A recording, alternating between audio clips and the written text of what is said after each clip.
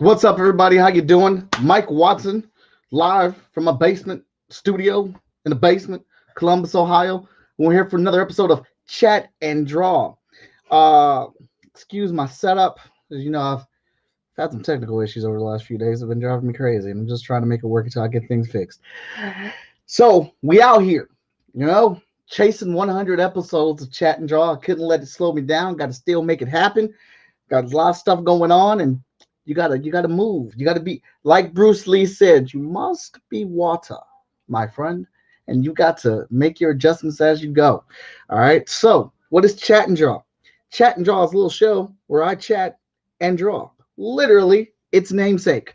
I will bring a creative on here, and we will talk about their comic book character, their product, their show, their shirts, their whatever it is, and I will draw it up lickety split while we're having a conversation about said project or just geeking out. That's what we do on this show. And my qualifications for it, I feel like I'm pretty qualified. Damn near close to 100 episodes of it. But in case you don't trust me, here you go. I'm the publisher of Short Fuse Media Group, founder of Freestyle Comics, 1/4 of the agents of the nerdy, the most enthusiastic person in comics, aka Superman brother Mike Watson, in the building right now to draw for you tonight. All right, let's go. What up, your boy? How you doing? What's up? Daniel, what's up, Daniel? What's up? J-Man in the building. What's good? I'm actually awaiting my guests to join in. What's up, Richard? I'll be drawing Dreadlocks, Andre Bat's characters. So things just having a little bit of, there he is. And so we'll get ready to bring him up here in a few minutes. But, like I said, I've been trying to chime through, but it's been a tough couple of days. I promise you. And if things happen right when a lot of things are going good, and you're pretty comfortable, and you're like, this is the new norm. Right when you get comfortable with things, then things go kaput, and you've got to work around it and try to figure it out. Let's see here. I think there we go. I think my screen just froze up. Effing awesome. I don't know if it's still playing for you guys, but it looks like it just froze up for me. So let me see if we can do this. Branding. Here comes a new challenger. Mr. Andre, can you hear me?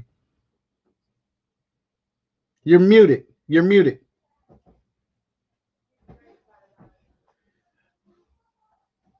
You're muted. It's frozen.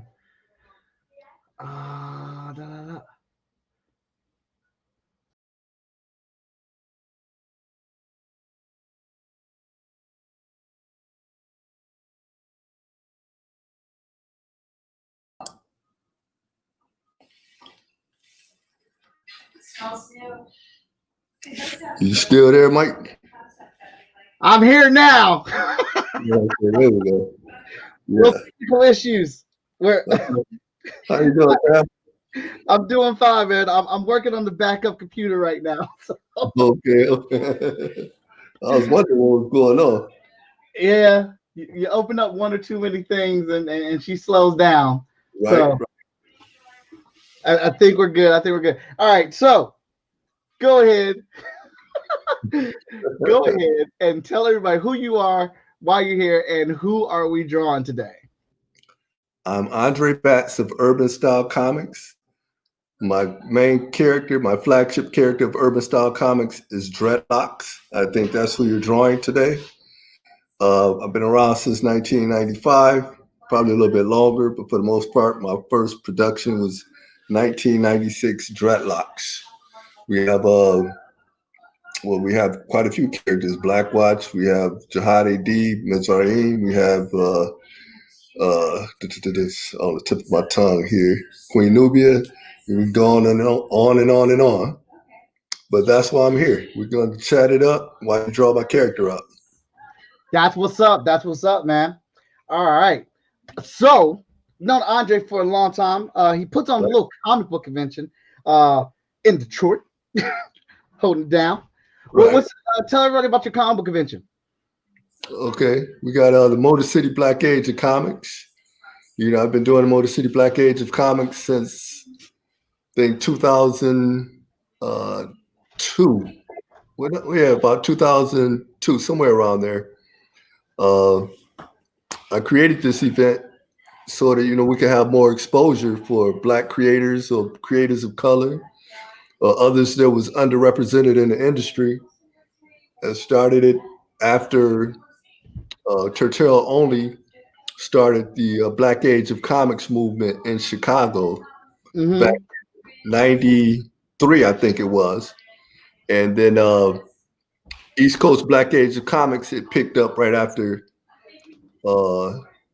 after the Black Age of Chicago. And I met the creator of the East Coast Black Age of Comics. And he mentioned something to me because I did his show a couple of times the first couple of years when it first started. And he mentioned, how about I get a show started in Detroit? Because they really had no access in this area. And I told him, why not? I think it would be a good idea. I connected with another brother that was doing, toys at the time, and he wanted to get an event going on in Detroit to introduce, the blurred community to our area, so people could get used to what we were doing. So that's Mm-hmm. decided, I'll start up Motor City Black Age of Comics. It was we started a bookstore called the Shrine of the Black Madonna, which was located on Livernois and Davidson in Detroit. It was a real small event. It was maybe about 5 of us there, meaning 3 fans and 2 artists. And that was real snowy. It was in February because I thought I would do it during the so-called Black History Month. Mm-hmm. That would be a good idea. But, in Detroit, Michigan, February is not good to do anything for the most part. That's real talk. It's extremely cold. That year we had a lot of snow. I think we may have had maybe 6 inches within the first hour. But needless to say, we enjoyed ourselves. We had a little entertainment, a little food. We ate up good. We just kicked comics. It was me, Arbell Jones, Keith Pollard, my partner Kevin Hallman. We just chopped up shop. Poetic Menace was the hip hop artist, and we just kicked it with each other or whatever. Then that was it. And at that point, we ended up starting up a trend. We continued doing the Black Age of Comics. We did it the second year. It was at a school or whatever. Third year, I think you came the 4th year when you and Yeah. I think it was the 4th year, and that was at Youthville. I still got a picture of you, Mike, when you was munching down on something. You don't even know it. You Hey, fill your mouth up with something. I would not be surprised. Your boy likes to eat. It's all good. So we had a good time, for the most part, the Motor City Black Age of Comics, we like to entertain and have a good time. Yeah. Not just, showcase the talent, which we like to showcase all the talent in the Midwestern area. And I think in the Midwest is like, we don't get the recognition that we should be getting because outside of the Midwest, you don't really hear much about what we're actually doing. And when we go out, like say myself, going to New York or whatever, people see what we're doing. They ask me, am I from New York? And I'm like, no, from Detroit. Right. We can't do anything, we only picking cotton. I don't know what they're thinking that we do in Detroit or in the Midwestern area. So, I was happy to get out there, and bring recognition to what we're doing, in the Midwest, which consists of, Right. where you are in Columbus, Ohio, Cleveland, Chicago, you know how we do it. Right. Uh, Right. I so we just took it somewhere else with it. I remember when I first went to your show. I actually came out there with my dude Dre Fire, who was on here Oh a yeah. couple days ago. Oh, We first came out there, man. Like I didn't have a table. We just heard about the show, and we was like, "Man, let's roll out there, man. Let's go check it out, man. Let's go see what it's about." right. Look, I rolled up to this little building, and I was like, "This is what a comic convention is." We have no comic conventions in here. What kind of comic convention can you have in this small building, dude? I walked in there and got slapped in my face by comic Oh book yeah. convention. It was stacked. Tables were lined up everywhere. It Right. was shoulder to shoulder. You had cosplay going on. I walked in one of the rooms. They had a damn movie theater. They had a screen up. showing animation. I was like, my head was like going crazy. Like, this is how they do in Detroit. Yeah. And I knew from that moment. I was like, I got to get a table at this show. And the very next year, I got one. You've been on ever since. Matter of fact, you did a couple of flyers for me. You know what I mean? Yeah. You know, I'm looking at for 2021. You know, for us to actually be able to get back out there again. You know, right. 2021, because you know this year, you know, I had it set up at another venue that was perfect for the Motor City Black Age of Comics.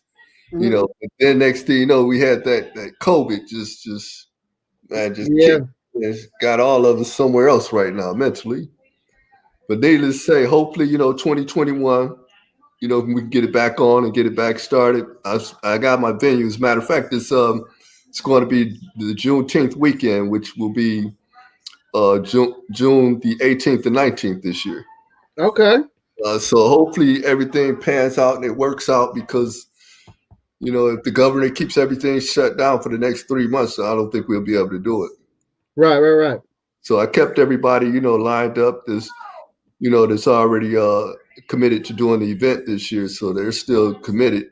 So like I said, I hope that everything transpire in our favor as far as being able to congregate, even if we are wearing masks or whatever, but at least be able to congregate more so than we do. Right now, it's online. I ain't got no problem wearing no mask. I mean, if these creators is really out here, they got custom masks with their characters on. Yeah, like me. Yeah, I got one too. You know, of course, Dreadlocks right there. Yeah, but us as artists / creators, writers, we don't have a problem with wearing the mask or whatever, just as long as we can get our stuff out there and showcase it where everybody can see it. Yeah. You know, it's just that in certain areas that may be a problem. And I think at a con, you may not have that issue, but you never know. And you don't. Right. We're not insured to say, hey, you got to, you know, either wear a mask and get out. We don't have that authority. It would have to be the venue or the company that would say that. Right. Mm-hmm. So, I'm really feeling this right here. Huh? Really feeling this right here, what you're doing with Dreadlocks. Oh, thank you, sir. It's been a little bit since I drew them, so I'm here for it. Right. That's dope. Yeah. See, you just started off with the green outline. Well, you know, his colors is green, so you know. I was like, man, let me go ahead and bust out this green ink real quick. Get that out the way. let's just have a little bit of fun with it. Oh, okay. Yeah, I like the interview that you did a couple of weeks ago with a fool on here. Oh yeah. Actually, that was Moana McAdams. Yeah. That's right. She gave me the pleasure of being a co-host on that episode. So okay, yeah, I met her some years ago. She's a wonderful person. You know, I like what she's doing. She's been doing it for a minute, and you know, she's real pure at heart for the most part. Yes, absolutely. I love Moana, man. She is very cool peeps. Yeah, well, you know, a fool as well. That's what I was speaking of. You know. Oh, okay. Well, that's the first time I met her, and she's just a gem. Yeah, I met her at another Black Age of Comics event in Atlanta called the Onyx Con. I don't know if you're there, but I had met her there. It was like my second year there. And yeah, that was a wonderful show. You know, I'm looking forward to getting down there again. But right now, everything is on hold, it seemed like. Yeah, it is. But I'm hoping, man. I'm hoping things I know things are going to go back to normal, but I hope we start to find the new normal. Right. And once we define that, I think everything will open up for us. Once we define what's our new normal, what we want to accept for our new normal, and we can take it from there. Right. Because I am going through withdrawal over here on the comic convention. Yeah, me too. You know, I set up and watched, me and my wife, we set up and watched what's that Wonder Woman the other day. Oh yeah, I checked that out too. Me and my family watched it. What did you think of it, Mike? I'm interviewing you now. What did you think of it? If people watch my show, they know I'm super. I don't like the first Wonder Woman movie. You didn't? I did not, but I actually like this Wonder Woman movie. Oh yeah. I know there's some. It does have issues. Do not get me Yeah, wrong. It has true. issues. But I think the things I enjoyed about it outweighed the issue. And at the end of the day, I really feel like that's what a movie is supposed to do. The movie's supposed to, like, if a movie doesn't distract you or take you to another place to where you can't ignore any little issues in it or whatnot, then the movie's completely failed its job. Okay. Because It took me someplace. yeah. It took me where I wanted to turn the channel.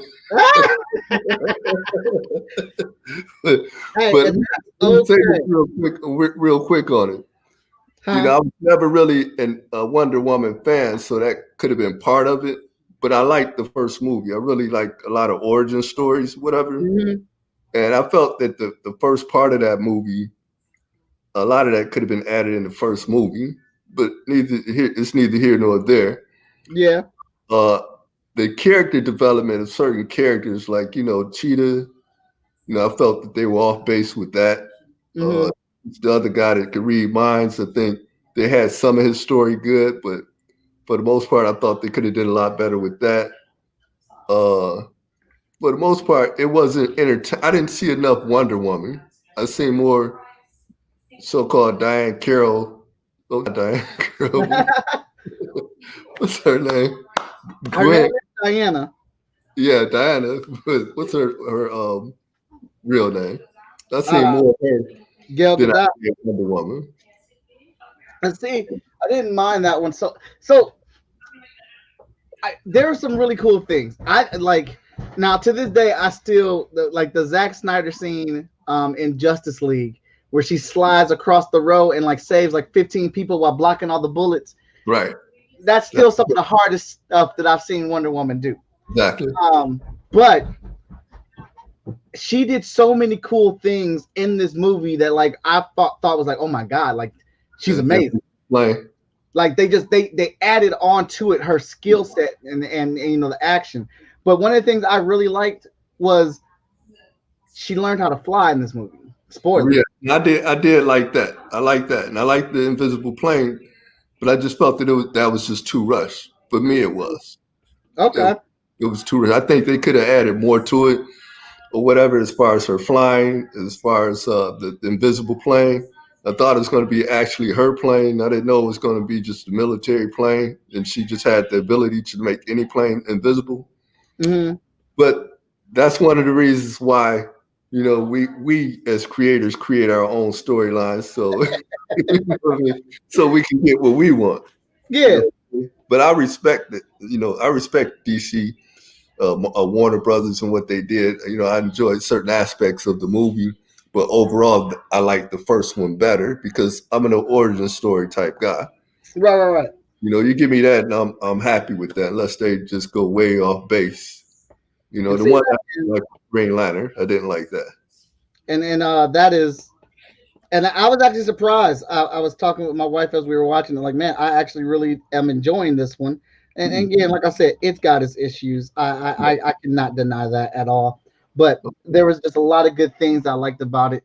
I loved and I know some people were there. There's a scene in the comic book where she actually kills oh boy, what's his name? The villain.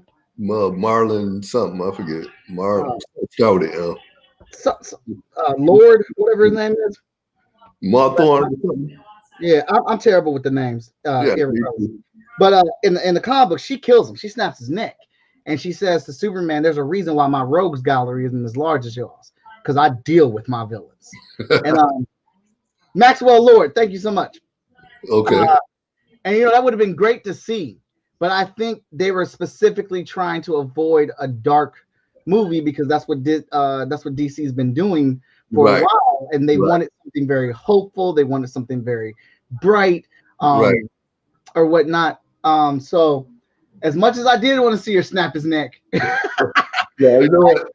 I picked up on that too. I picked up on that as well. I kind of wanted to see a darker version of it, but I got what you're saying. I agree with that, and I did pick up on that. Mm-hmm. You know, but it's just time to get a dreadlock movie out there. Right. Yeah. We can move past all that. Yeah. When a lot coming. Well, right now I'm working on a couple of things as it relates to dreadlocks. Of course, we got the books just consistently coming out. Mm-hmm.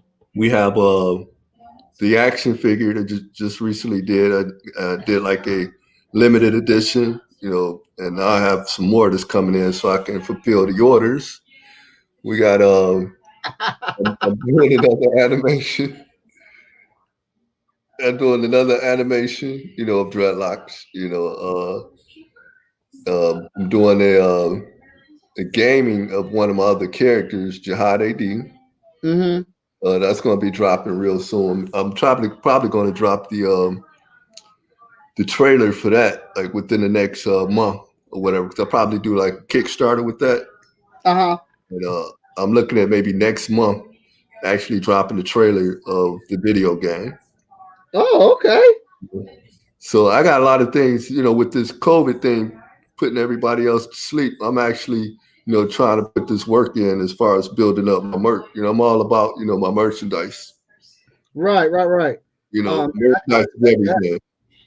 What up, Moana? Brad, I agree that Shazam can be bright and shiny, but I think that Wonder Woman is the face of DC right now with the success of her films. Yes. So they're trying to push it in that direction. And Richard, I also agree. I did want to see more Cheetah in full form. I think everybody agrees she did a really good job in that role. Well, she's coming back in the third Wonder Woman, right? I don't know. They just announced the third Wonder Woman like a couple of days ago. I think they're going to bring her into the third one because, like I said, it wasn't developed enough in this movie. But yeah, I'm like I said, I'm getting the game together. The new animated movie, I'm working on that.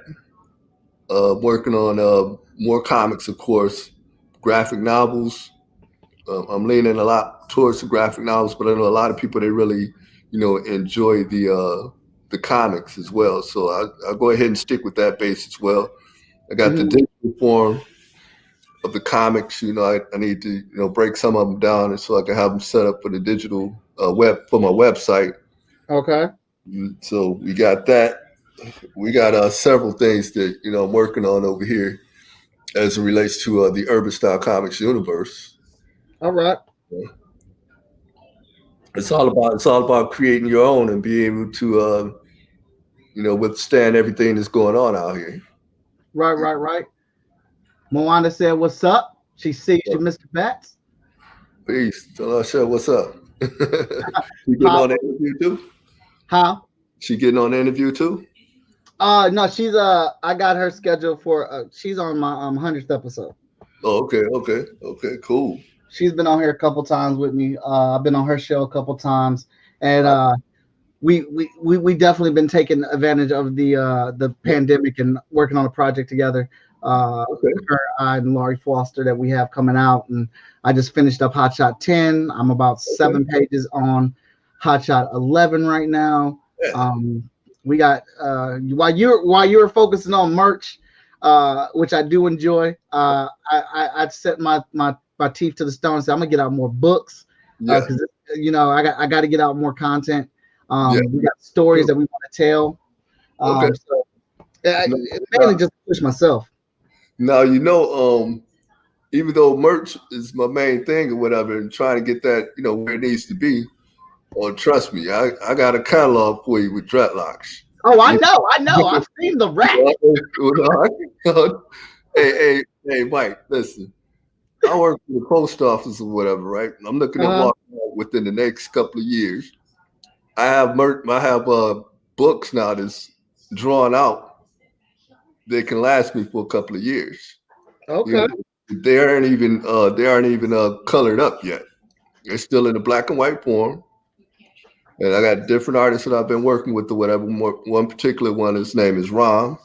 And he's done a fantastic job with dreadlocks. And I'm maybe 10 books deep in it right now. Oh, as what's to come. Okay.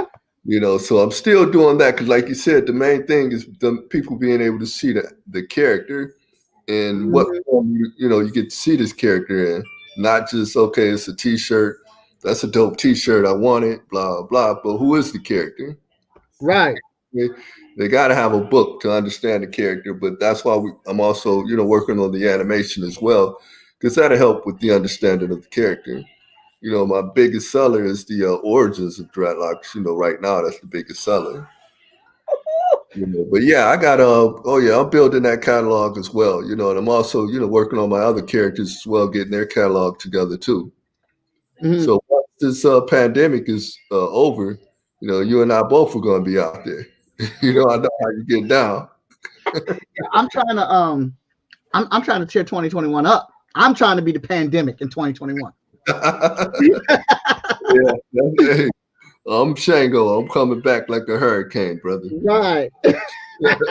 I am going to be that pandemic. So, Andre, what's your origin story, man? What's the moment that you got your superpowers, aka the love for comics and making these characters? Well, as far as the origin story of dreadlocks or the origin story of myself, or you want both? I can give you both. Let's go for both. Let's get you first. Okay, sounds good. Well, growing up, you just grew up reading comics. Back in the day, when I used to get out of school, we'd go to the store right down the street. Where we buy our candy and stuff like that. We grab us a couple of comics. The Spider-Man, Doctor Strange, and things like that. You just grew up reading comics on a consistent basis, because one of the things that my family always pushed, and particularly my father, was that we read a lot more and always had something for us to read. It was not comic related, but I was always fascinated with comics because of the artwork, and in some cases some of the stories were pretty good, but the artwork really fascinated me, so therefore I could follow those stories a lot better. Mm-hmm. Needless to say, I got into that when I was young, maybe in the 7 or 8 years old, reading comics, stopping at the store after school, walking home, grab a book, read it up, and be happy. And as far as at that point, when I got into junior high, I started. I was already drawing like Spider-Man and the different characters, Doctor Strange and stuff like that, to the Right. best ability, because being 7 years old, 10 years old, your ability is not like what the professionals were doing. But needless to say, those are my favorite characters. And when we got in junior high, me and a couple of friends used to always, act like we were certain characters. Like one guy would be Spider-Man, the other was Wolverine. He had Wolverine powers. And we always played it out all the time, in junior high. Like these were our favorite characters. We played it out. We always drew these particular characters, and they were our characters, even though they were Marvel, but we always claimed them. So, as time progressed or whatever, I eventually, got into the military or whatever. And I'm still reading my comic books. It was in the Navy, and I was reading my comics off and on. But after a while, I started realizing there was not a representation as far as, people that look like myself. I didn't see enough of that in the comics. Of course, I grew up reading, Black Panther, Luke Cage, the original Hero for Hire. I was reading all those. I even had a collection of them. Mm-hmm. And the thing of the matter, it was still not enough representation of us, who we really were in the comic books of my environment whatsoever. Luke Cage was the closest that I came, because we didn't have a Wakanda in Detroit. We, of course, it was a lot of us in Detroit, but we didn't have a Wakanda here. So, needless to say, I just got into reading other information as far as different textbooks on me, my peeps, and our culture, our history, the diaspora.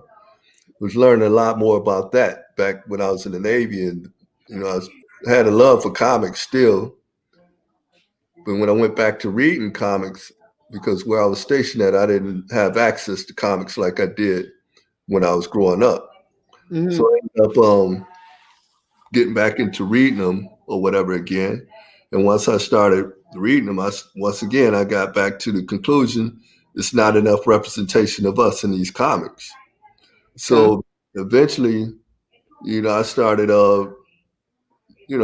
designing my own character or whatever, because the information I was reading about was just too powerful to not be able to display it in, say, the comic book way. Because, you can read a textbook and learn some things, but everybody's not going to read a textbook. So Right. therefore, I started, creating my own character in dreadlocks, and a lot of things that I was learning, I would add it into the character. Uh, and as when I developed him, me and a couple of friends, we were sitting up at one of my friends' apartment, and we was just chilling because one of my friends, he was thinking about going into fashion, and another friend, he was an artist, writer. We were all doing different things or whatever, and we just sat down, put on paper what it is that we're really interested in. So I had drew out my first rendition of dreadlocks. I say, this is what I'm trying to do right here. When I did it, it was like everybody was like really fascinated with it and just the character himself and the way he looked. So I was like, I'm going to go this route. I wasn't a fashion man in the sense of a designer, but one of my friends, Lorenzo, that's what he did. And one of my friends, he was into designing clothes as well. Jr. Gordon. Okay. I just was like all about comics or whatever. Still, it's not enough representation of us in the comics. So what I ended up doing was started doing some research as far as self-publishing, distribution, marketing. Started reading a whole lot of stuff on not necessarily comics, but just books in general. Uh, I was wondering how people was not getting their books out there, and so after I started reading all this information, I met Todd Johnson, Larry Strobel. That was when I first met them. Okay. And Todd Johnson, he kind of pushed me towards Larry Strobel, and me and Larry had talked about the artwork or whatever in that aspect or whatever. And he gave me some advice or whatever on some things to work on. Uh, Todd looked at it and he gave me the Larry or whatever. Then and Larry just told me what needs to be worked on, and I was good with that. So, needless to say, when I got home or whatever, after telling my brother that I met the brothers that did Tribe, he was like, oh, that's cool, And I told him, I'm going to go ahead and do my own thing here. I like what they're doing. I like what not Abdul, but what Dawood was doing as well with Brother Man, and I like what this brother named Alfonso Washington was doing with Original Man and Omega Man. He had like 1 million action figures that he sold like in a matter of a year, and that was back in the early '90s. So I seen what they were doing. I was like, man, I could do this, myself or whatever for the most part because I got the concept. I did all now I'm doing all the paperwork that I'm supposed to do to get everything, um, legit. So I did that. And at that point, it was on and popping as far as dreadlocks is concerned. I already knew what angle I was going at because why I was learning a lot of information as it relates to our struggles as a people in the United States of America as well as abroad. So with that being said, I figure I could add a little bit of this into the character dreadlocks. So Okay. in doing so, because see, the main thing you learn or whatever in coming up in this is you want to be able to do for self or whatever, create your own. If it's something that you really like, which comics, I love comics, whatever, graphic novels, comic movies.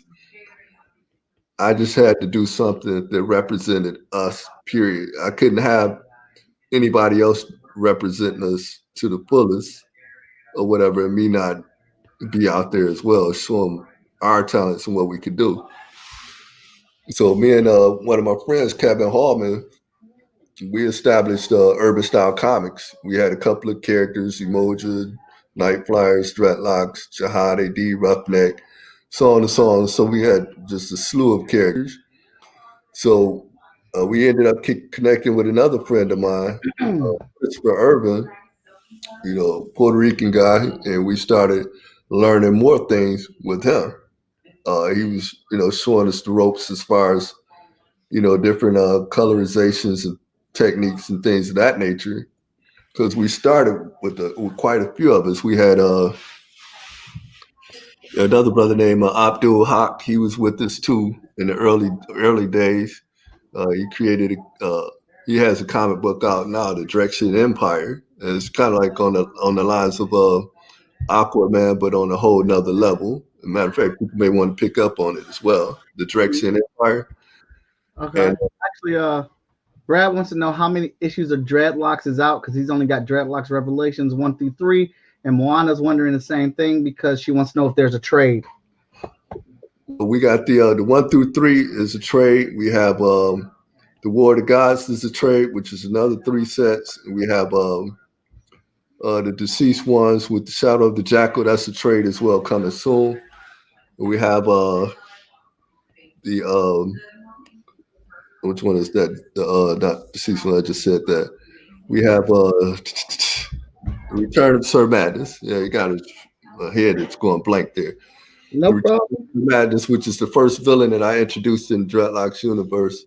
So at this point, we have I have a total of maybe I think 12 of them total. 12 total right now. Okay. It may be more or whatever. I just got to go through my little stack right here, and I can tell you.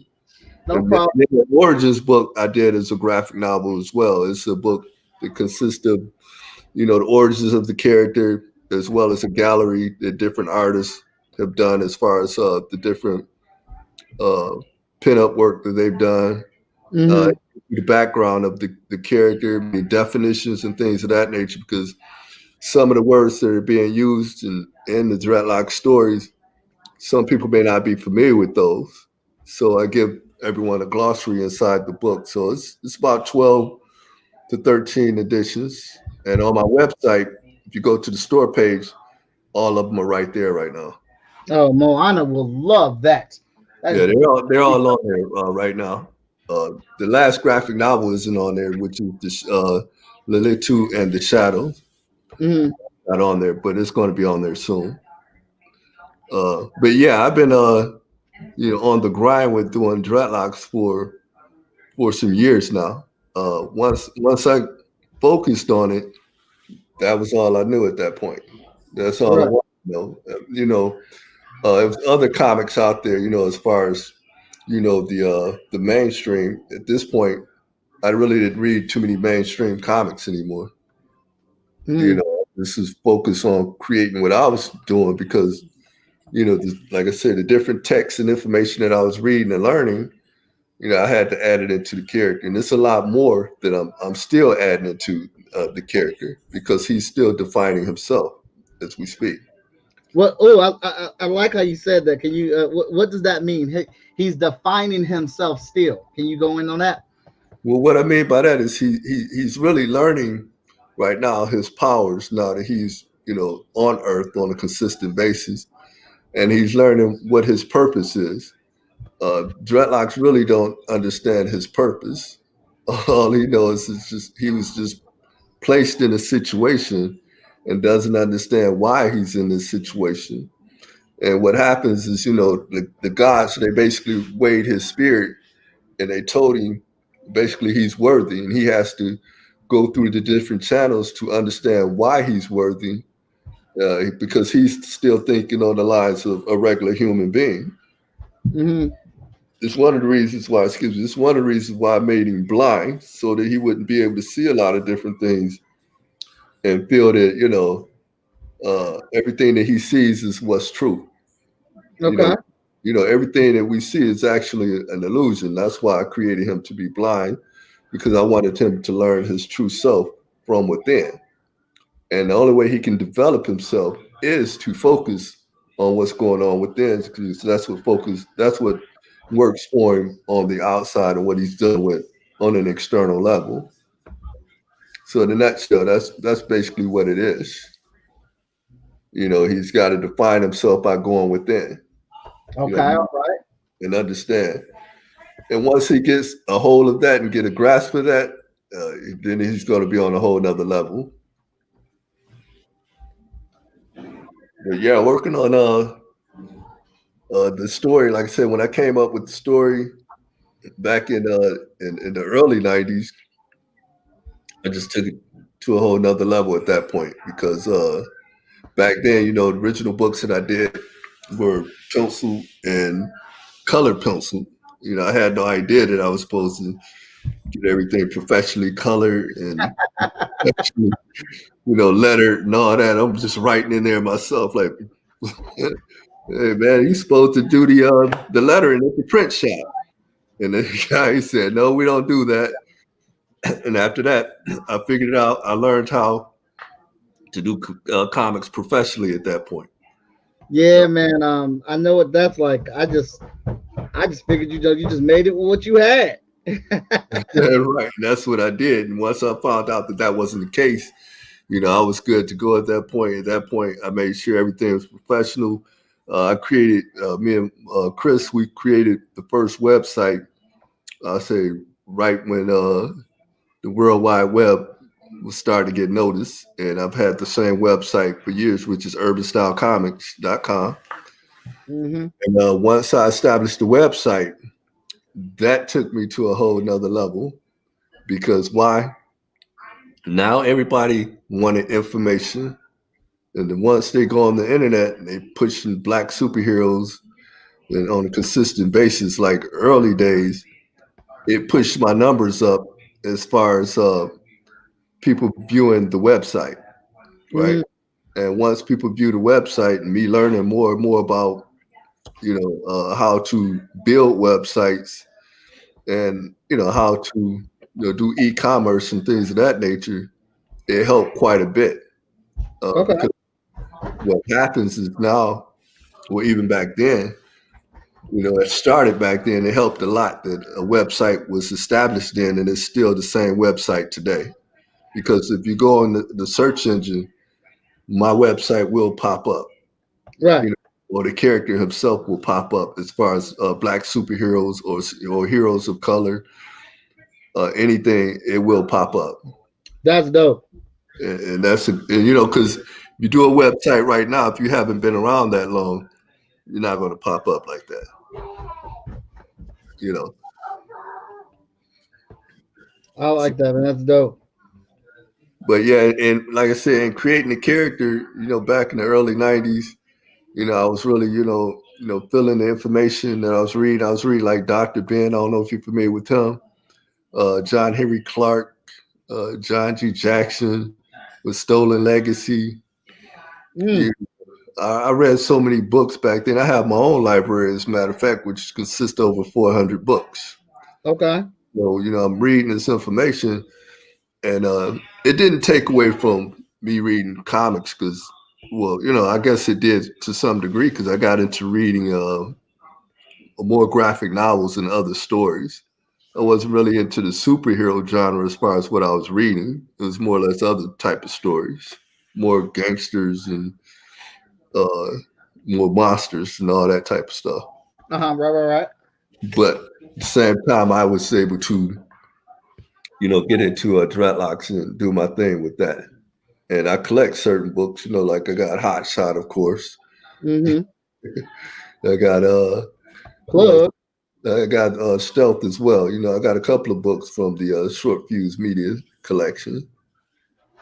Mhm. which is uh which is awesome, man. Because like to get books from each other, it's one thing to work together and things like that, and then you come across and Kickstarters or you see people at conventions and you're putting money on this stuff because not only do you want to support but you like it as well. Right, exactly. So that's the whole thing. Whatever. In our community, which is a small community, it boils down to the support. Uh, if we're not supporting one another, you know, that crabs in the barrel mentality is true. You know what I mean? To the end. Yeah, yeah, yeah. And I think we have a lot of that out here, but that's neither here nor there. The fact still remains is if you support, of course, obviously you're going to get what you like. That go without saying. We're not just going to go out here and buy some garbage and say we're happy with this. That's just not going to happen. But most of the guys that I know that's out here doing it now are doing some high level artwork, high level stories. And they've taken it to a whole nother level for the most part. I remember when I first started, you didn't even see many black comic book creators, meaning self-published creators. And Right. it was maybe only 5 that I knew of, was 6 or 7 at hand that I knew of. But we weren't like connected because why? Most of us had taken different routes than what the routes are today. See, I learned a lot about the game through what David Sims, what Dawood was doing with Brother Man, and Alfonso Washington, what he was doing with Omega Man. I don't know if you're familiar with those characters, but Omega Man and Original Man, but they were doing a black expos on a consistent basis, and these guys was blowing up from that. So that was one of the things that I learned from those greats back then. Mm-hmm. Black expos, like Indiana Black Expo is a real big thing. St. Louis back then was big. Chicago, I was hitting a lot of those, and of course I was, hitting the comic book conventions as well. Because why? Because I do comic books. So back then the only show I did was Motor City Comic Con. It was in the early days of Motor City Comic Con as well. And by us sitting in the back and not getting the recognition that we should have been getting, we were like little speckles inside of a convention at the size of the Motor City Comic Con. Mm-hmm. And this is one of the reasons why, I created or established the Motor City Black Age of Comics, is because of stuff like that. Most creators, we want to be seen no matter who we are, whether you white, black, Korean, whatever. You want to be seen. You don't want to be by the bathroom where, everybody that's going by the bathroom, of course, they rushing to get to the bathroom. They're not thinking about you. And when they come out, you really don't want them to come to your table because why? They went to the bathroom. You don't know what they did there. You don't know what they did there. Touching your stuff. You know how people are always touching your stuff, Mike. So, needless to say, the Motor City Black Age had to be created to establish, an avenue for everybody to see what we're doing. There's so many different creators out here that are not getting their due, and they should be getting it. Mm-hmm. And they got some high quality stuff, and we got the hell of printers right now, like Greco. That's the only company I use. I deal with Tony all the time. That's it. And that's what we need. And I was glad to be a part of that by establishing the Black Age of Comics. And I was also glad to be a part of the black comic book superhero in general. When we all first started, they had been doing comics for years, long before Omega Man, Dreadlocks, Brother Man Comics, or Tribe. That were independent. They just never really got the recognition that they did. Whereas now we have the internet, which is really allowing us to get more exposure, a whole lot of exposure. Right. Actually, Moana wants to know, is that Pharaoh design all over the shirt or a regular T-shirt? It depends. It depends. On what you're wearing. Oh, this is all over. This right here is all over. Yeah. Okay. Yeah, this is all over. Brad said he has a hard time finding Original Man books. He's not gonna find it because they sold out years ago. Back in they may have sold out back in the early '90s. I think Alfonso's he stopped doing them maybe in '97. I think that's when he stopped. I've been looking for him myself a couple of years ago, and I just ended up stopped looking at that point. Because I remember when he started focusing more on his the action figures and the toy line. And once he made his millions off of that, you didn't really hear any more as far as comics are concerned. Okay. If you do find one, let me know. Shoot me the link. I do want it myself. Again. Hey, Brad would be the person to find it. Call him Scooby Doo. That man is like Mystery Inc. when it comes to finding some books. That's dope. Yeah. Yeah, but yeah, I just enjoy what I do though, Mike. That's it. That's why I'm still doing it to this day. You got to enjoy what you do, to make it work.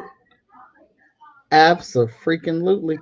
I agree with that, man. Like the setbacks, like the setback that I'm facing right now, trying to deal with. Like, if I didn't love it, man, I'd just be like, F it, man. I'm about to just stick with this 9 to 5, clock in, clock out, go home, and just be washed away with it. But you gotta have a real love for it. Right. You gotta have a love for it or whatever. And that's what I'm getting at as well. Most of the greats, like Stan Lee, that's, rest in peace. He's one of the creators that I followed, when I was young or whatever. Everything him and Jack Kirby put out for the most part. But the thing of the matter, they showed a dedication and it let me know that, hey, this is the move right here. And no matter what, trials we go through, we need to be focused on the end game. Mm-hmm. You know what I mean? The end game is, this is something you enjoy doing, do it. The distractions are out here. They're going to always be out here. But it's all about the end game. You have a love for comics. You got a love for creating. Continue that. Me, I got a love for creating. I got a love for comics, love for graphic novels. Everything in that genre, I love. So that's why I'm never going anywhere. I got nephews right now that are waiting to do their thing. Mm-hmm. So it's not going to stop for me. Right. Okay. Because, they were, both of them doing their thing. One is doing music and stories, and one is doing stories. So they're ready on the come up. So it's going to be a Bats Foundation going soon. Hey, let's get it. So you have to look at it like that too, Mike. Huh? You have to look at it like that as well. Yeah. We're not doing, comics or whatever just for us. We're doing it for this more than just a movement or whatever. We're doing it for a life, just to sustain life in general. As far as our youngins, what are they going to be reading? We don't want them stuck on reading, Archie books all the time or whatever the case may be. Nothing against Archie, because they changed it up a little bit. But we want to put our stories out there. And the only way we're going to do that is stay focused. And that's my thing. I've been focused on doing that for years. Like you said, you can always get stuck in the 9 to 5 mindset and just call it a day. But that ain't cool. Because think about it. You'll be unhappy. Right. One of the things that's one of the reasons why, I enjoy doing comics, because your 9 to 5, man, if you just say, hey, man, I'm just going to do this 9 to 5, you would be miserable as hell. I can say that word, right? Yeah, you good. You would be miserable as hell if you just concentrate on your 9 to 5 and say, this is life and I'm happy now. No, it's got to be more to life than just, going to your 9 to 5 or 9, or 5 to 10, whatever hours you work, and you're not accomplishing anything. It's no end goal for yourself. Mm-hmm. Yeah, your bank account is thick, but for the most part, where's your true happiness? And a person that's creative, like myself, we have to have this. You know what I mean? If we seen this just go to waste and go somewhere else, we would be pissed off. Because we have love for comics, the genre in general. Yeah. I am not disagreeing with you at all. I used to when I used to work at Burger King, and I got an assistant manager job. Okay. There, so I was there in training, and let me tell you, their medical insurance plan at Burger King is the snap. Like, I had to get X-rays and stuff, and like it was like a bunch of chest X-rays. Cost me $8. $8 out of pocket for some X-rays. Like, what's the X-ray? Your huh? finger? What's the- My chest, because I had a cough back in the day, and like my very first week there, I got to ride the bus. They took us to Cedar Point, all the assistant managers. Okay. And then when we got there, they gave us gift cards with like $100 on it. And it was like, get your food, play games, and we come back up and get more gift cards with money on it. Then they gave away stuff on the bus, like surround sound systems, TVs. And like when you become a general manager, you at the time you got the Dodge, the Dodge car that's everybody loves. They talk about the Challenger or the Charger? The Charger. You got the Okay. Dodge Charger. You got an Apple iPhone as the work phone and all that stuff when you came up there. So I'm looking at all this stuff like, oh, this is dope. 1 week of doing that job, and it was the worst job ever. I hated it. I hated every minute of it. It was crushing my creative soul. Right. I believe it. I believe it. Now, one thing about me, I worked the post office. I've been there for years, and I'm able to do what I want to do for the most part. As far as my creativity, it doesn't take away from that. I'm able to be free mentally, because the whole thing is, if you mentally drain, you can't create anything. Mm-hmm. You know how you switch it on and off. You don't want to write 1 minute, and the next you're going to draw. Because you got writer's block or artist block. Mm-hmm. With the post office, it has allowed me to be able to be free to do what I do. Moana just put an order in for books. Thank you, Moana. She just ordered 4 books. Oh, yeah. Thank you. I appreciate that. She will be getting those real soon. That's fact. I need to get with I agree with that one right there. That hair, man, you got it looking amazing the way it's flowing around like that. I do agree with that one. Thank you. And thank you as well, Katie. Looking real good. But yeah, I was allowed to, be free to do my thing, because I guess the reason why my supervisor at the time when I first started doing dreadlocks or whatever, when I first put my books out, he was a comic book person. He was a comic head. Both of them were comic book heads. And they were like, when they found out I was doing comics, they was like, well, Andre, anything you need, let us know, and we'll work with you. Dang. So when that happened, I was able to, build my market. I was able to build my own market. And that's the whole thing, is building your own market. That's one of the reasons why the Black Age is so important, or Black comic events are very important, because it allows you to create that market that's missing. Even though it's a lot of us out here now that are doing it, we still don't have that market that we should have. And I think, with the job that I was doing, it allowed me to create that market with the Motor City Black Age of Comics, and me doing dreadlocks or urban style comics. With me doing that, it allowed me to get him out there, and it helped that, I had some supportive supervisors at the time. Now, all of them aren't like that, obviously, No, all of them not like that. These two, and they were very supportive, and I made it happen. I was, we got a saying in Detroit where we say Detroit hustles harder or whatever. Mm-hmm. And I kind of like fall into that category. We do. We go out there, we make it happen.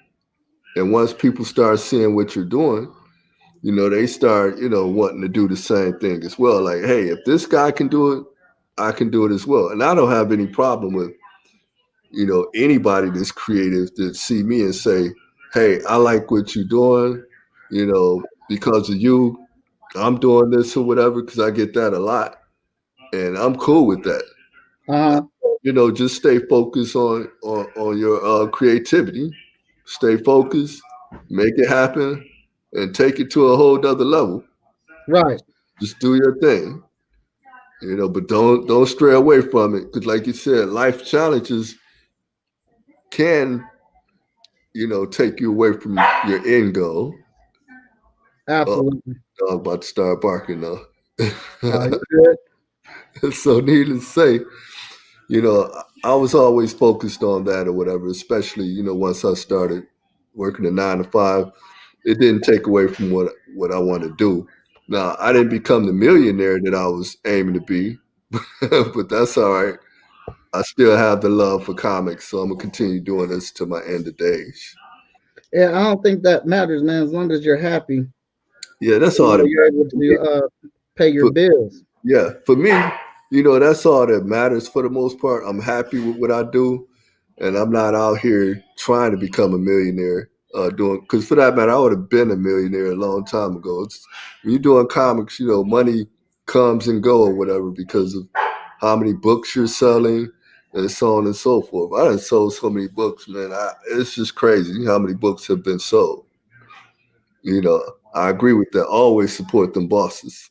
Yeah, But like the when I thing, was working, when you I was know, doing this little office work, and they saw that I was in the comic books, and I had my own book that I was making, and I did my first book signing. A lot of people from my job, including my boss, right, showed up at the book signing to get books and be supportive.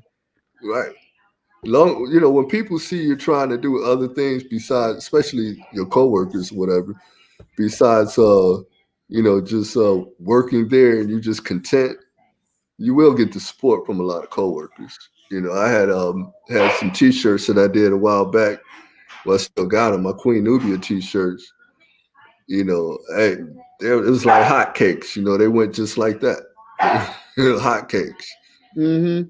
And the thing of the matter, that's what you want. You want to get all the support, not just from the comic community, but you want to get support from everybody around you, near you, whatever. You want to get that support all around. Yeah, the comic community, as great as it is, they're not the only ones. And like Marvel Right, understands that because they're not making the movies for us, the hardcore fans. They know we're gonna go see it. They're right, trying to get the exactly, casual fan. exactly.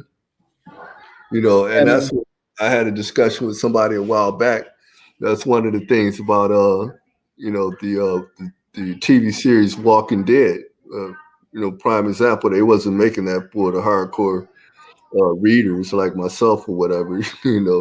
They made it for people that watch television for the most part, trying to gravitate and get new fans, yeah, and that's what that's they were exactly what doing. they made it for. They were successful with that. You know, Like we I like to think there's a lot of us out here doing stuff as fans, but we're mhm, really a small group. yeah, we are a small group, and I agree with that.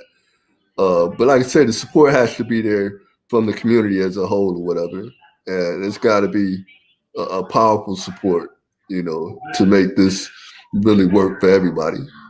Um, I find myself in a situation where, when I do my books or whatever, you know, I'm happy with what I'm getting as far as the outcome and the end all, and I'm getting happier and happier with the more books I see, and the quality and how it's getting better and better with time is telling me that, hey, you did the right thing or whatever, as far as staying focused in this craft of doing the comics or black comics. I like when I do shows like when I did San Diego Comic Con. you know in San Diego Comic Cons, which is one of the best shows ever. They have Mhm. a wide diversity of people there. And I bring that up because it's not like Motor City Comic Con. We got the Midwesterners at the Motor City Comic Con, true Midwesterners. San Diego Comic Con, everybody there is loving what you're doing. You know, they're loving it, they're supporting it. You don't really have any problems at the San Diego Comic Con. New York Comic Con, it's basically the same thing. But I just feel that San Diego Comic Con just takes it to a whole nother level. Uh, but we now have our own shows, Mike, that's making it pop off like that. We got Mhm. It's coming up, Black Comics Book Comic Art, the Schomburg Black Comic Book Festival. Yeah. That's a powerful show. Whenever you get the chance to do it, Mike, you need to do it. Right now, it's not going to be happening because the capacity is like wall to wall, and it's hard for the people to walk through. But they show support, true support. That's They what's up. they'll sit with you, chat with you about your books. They have over 10,000 plus people walking through there. As a matter of fact, Vic was there one year. I seen Vic there one year. I've seen him there twice, I think. Yeah, he can. I seen him and kicked it with him for a minute. Mm-hmm. I'm really feeling this right here. We got to do a Dreadlock Hotshot crossover, man. Yeah, man. I've always had that in my head just because, mainly just because the name of our studios. Yeah, freestyle, urban style. Yeah, and but let's go ahead and get the. Yeah, I think. Yeah, man, he's finished. We're gonna get that replay. Dope. Trey, let everybody know where they can find you at. Everybody can find me at urbanstylecomics.com. My store page is urbanstylecomics.store. You can look me up on Facebook, obviously, at Andre Batts, or you can go to my Facebook page, Urban Style Comics, or Motor City Black Age. You can go to either one of those, and you can contact me that way. And you can always find me, like I said, urbanstylecomics.com. You can hit my link and subscribe, and we can communicate that way as well.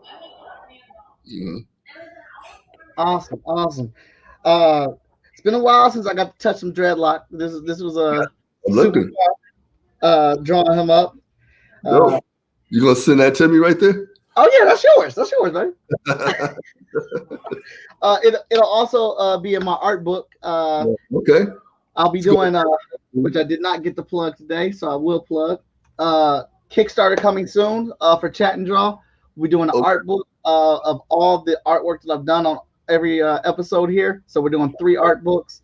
We'll be adding new features to Chat and Draw, new sizzle reels, new intro, a versus segment where I'll draw 2 characters versus each other and have both creators on the show while they debate about how their character would win the fight. And then the audience decides who actually wins based on what they said. But that 100th episode is coming. This is episode 97 right now. 98 is next Saturday, I believe. Next Saturday. Moana can correct me if I'm wrong, because her husband is going to be on the show. John McAdams III in the building. And then 99 will be Kara Nicole representing Fire Bitch down here. And then the 100th episode, which is the mega episode, season 3 finale, will have a slew of guests as we get it in. Dreadlocks was super fun to draw right here. I had a good time with this. I'm glad. It looks real good, brother. Yeah, I will be sending that to you, man. I want to thank you for coming on the show. Appreciate your time and your patience. Oh yeah, we've been working on this one. I'm glad we made it happen though. Yeah. I'm pretty happy with the way his dreadlocks came out myself. Turned out real good. I thought the other one you did a while back was dope, but that one is cold. That one is cold. Yes. Wanda confirmed with me it is Saturday that her husband will be on here. I'll be drawing something from the Wild Card Chronicles. Woo! This coming up on this 100th episode, man, I'm getting jitterbugs. I'm like, oh, it's getting close. But all right, I want to thank everybody for tuning in. I just put the link for the Kickstarter in there where you can follow the launch page. Go ahead and click on that link so you can follow it for updates and when that's happening. Also, I got a group on Facebook for it as well, where I've been putting up updates and announcements and things like that as well. If you follow the group and you follow the Kickstarter page, I send you a digital image for free for doing those things. And if you need more information about that, just hit me up in my DMs. But thank you very much, sir. Appreciate you. It was good having you on. Everybody, follow me as Most Epic Art on Instagram, Twitter, Patreon, TikTok, Facebook, Twitch, and YouTube. And we've been streaming on Twitch and Instagram and Facebook and what's the other one? YouTube right now. So trying to expand our audience. Everybody stay epic.